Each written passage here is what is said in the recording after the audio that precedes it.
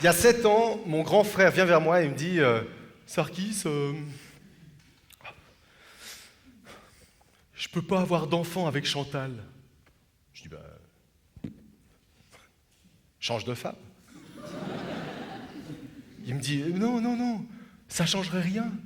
C'est moi le problème. Oh putain. Il se rendait même pas compte de sa chance. Mais bon, eux voulaient absolument un enfant, donc ils ont essayé la fécondation in vitro. 7000 balles la fécondation. Ah ça, mon frère, ça lui a bien vidé les bourses. Alors, après 2 tentatives et avoir vendu leurs 2 voitures, un soir, je suis chez mon frère et il me dit Sarkis, ça nous gêne terriblement avec Chantal, mais on aurait besoin de liquide. Je dis Pascal, il n'y a pas de souci, un frère c'est là pour ça, je peux vous le verser quelque part, ça vous arrange. Là, mon frère sourit, gêné. Moi, je crois qu'il est mal à l'aise de me demander du fric, alors je lui dis alors, combien il vous faut? Il n'y a pas besoin de beaucoup. Hein. Ce que tu peux donner d'un coup. Pascal, il n'y a pas de problème. Tiens, je vais vite sur ton ordi, puis je vous verse ça rapidement. Vous savez, j'en ai tellement, je nage dedans. Et là, j'ajoute, et puis Pascal, t'es pas obligé de me rendre tout de suite. Là, il y a un énorme silence. Ils se regardent, ils me regardent, je les regarde. Et là, je comprends. Et mon frère comprend que je n'avais pas compris ce qu'il voulait me faire comprendre. Il me dit non mais Sarkis, ça nous gêne terriblement avec Chantal, mais on aimerait que ce soit ton sperme, mais on aimerait que ça reste entre nous.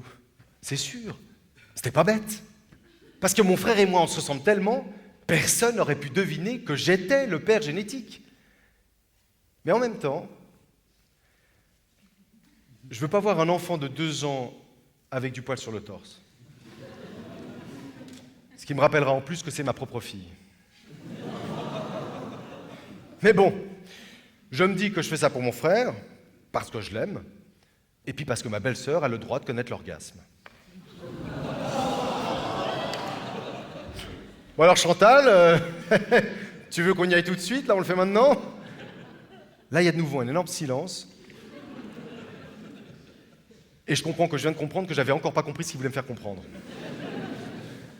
Sarkis, non, on parle pas de coucher avec Chantal, on parle de don de sperme en clinique. Alors j'ai accepté, et un matin j'ai rendez-vous pour un spermogramme. Je suis très en retard, je me dépêche, j'arrive à la clinique, j'ouvre la porte, il y a beaucoup de monde, tout le monde se retourne, je suis pas très à l'aise, donc pour cacher ma gêne, je me présente. Bonjour, je suis les couilles de mon frère, et vous? Là, j'aimerais avoir un t-shirt avec écrit dessus, c'est pas moi le problème, je suis le sauveur. Et là, il y a un gros fermier barbu qui vient vers moi et qui me dit Monsieur Oanessian, je suis l'infirmier qui s'occupe de votre don pour le spermogramme. Veuillez me suivre. Ouais, il avait un cheveu sur la langue. Ou un poil, je veux pas savoir. Et là, il m'emmène devant une chambre perdue au milieu de nulle part. Soudainement, j'ai peur qu'il soit là pour me traire. Et là, il me tend un petit gobelet vide. Mais moi, dans ma tête, ce gobelet, il me paraît gros comme un seau à champagne. C'est quoi ça? J'ai 2 ans pour le remplir ou quoi? J'entre dans la chambre, elle est pourrie. Il y a 3 photos pour m'encourager, un palmier plié, un volcan éteint, et la photo finish d'un 100 mètres avec tous les coureurs tombés avant la ligne d'arrivée. Il y a un vieux canapé, une télé qui passe un film porno des années 70, des magazines érotiques datant de la même époque, tout gondolé, montrant des femmes au maillot brésilien qui s'étend d'Alaska en Patagonie. J'ai essayé, hein. Mais alors j'ai essayé très fort.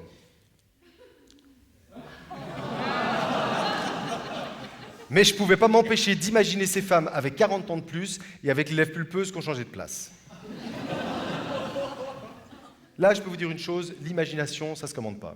Non, non, moi je suis pas une machine, hein, j'ai besoin d'un minimum de stimuli, puis suivant l'environnement, ben, ça peut prendre du temps. Et là, les mecs, vous me corrigez si je me trompe, mais nous les hommes, on a besoin de promesses d'amour éternel. On veut pas du sexe pour le sexe. On veut une ambiance avec des bougies, de l'encens, des pétales de rose. N'est-ce pas, messieurs?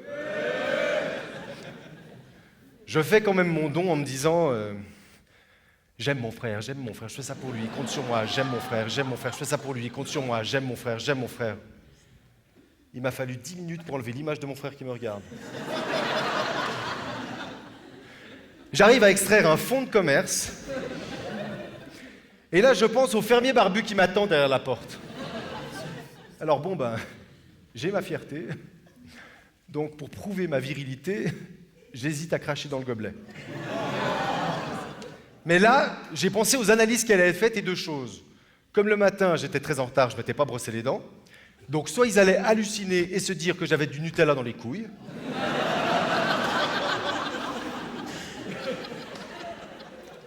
Soit ils allaient se dire que j'étais un peu timbré, mais super souple.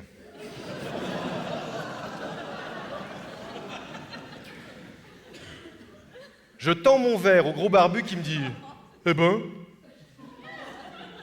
on n'a pas été vénéreux, hein ?» Oh, ça va pas suffire pour le spermogramme, va falloir refaire. Vous savez que vous pouvez refaire depuis chez vous. Oups, pardon. Donc j'ai dû refaire un don depuis chez moi. J'arrive au labo d'analyse épuisé parce que j'ai fait des heures supplémentaires, j'ai super bien travaillé. Et je tends au fermier mon seau bien rempli. Excusez-moi, j'ai confondu spermogramme et spermokilo. Vous voulez qu'on fasse quoi de tout ça? Je dis, vous en faites ce que vous voulez, hein. Vous repeignez vos murs, faites-en du fromage bio, ou bien inséminez votre troupeau de vaches. Le soir, j'arrive chez mon frère, gonflé d'orgueil et dégonflé des testicules. Et là, mon frère me dit, Sarkis, te fâche pas, on a changé d'avis, on envisage l'adoption. Ah non. J'ai dit, ah non, oh non, non, alors non. Non, je suis désolé, non, non, non, non, non, non. Non, je veux pas. Puis ça marchera jamais. Je suis beaucoup trop vieux pour passer pour votre fils.